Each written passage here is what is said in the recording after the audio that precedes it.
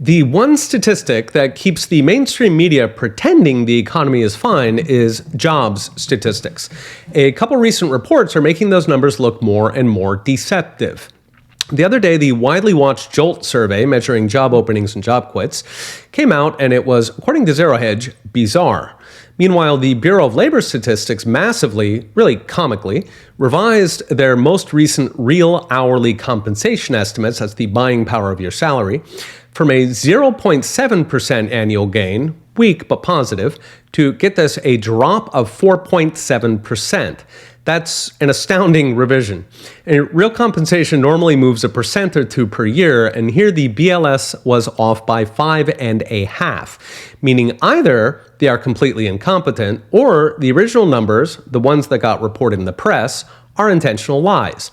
On the JOLTS, according to the finest statisticians governments can buy, the number of job openings soared by almost 360,000 after over a year of declines. This was roughly 700,000 higher than Wall Street consensus. In fact, it was higher than the highest Wall Street estimate, suggesting that either Wall Street is getting really, really bad at predicting jobs numbers, or that something odd, bizarre perhaps, is going on with the numbers. Arguing for Team Bizarre was the completely contradictory numbers in the other half of the report that job quits tumbled to the lowest in 2 years. Now, falling quits is widely interpreted as people being nervous about finding a replacement job. So if openings soar 700,000, beating even the most coke-fueled Wall Streeter, you do not expect quits to fall to the lowest in 2 years. Now, it is entirely possible that government statisticians try their best, despite institutional incentives, to lie. But they can only see what their tools show them, and JOLTS, like many government numbers, is calculated by sending out questionnaires and praying that companies bother filling them in diligently and truthfully, despite having no particular reason to waste their time. Thing is, this response rate has been drifting down for a decade, but it absolutely plunged during COVID, hitting just 31% from 70% a decade previous. Perhaps because companies were short-staffed and had more pressing priorities than giving government statisticians raw material for their statistical fantasies.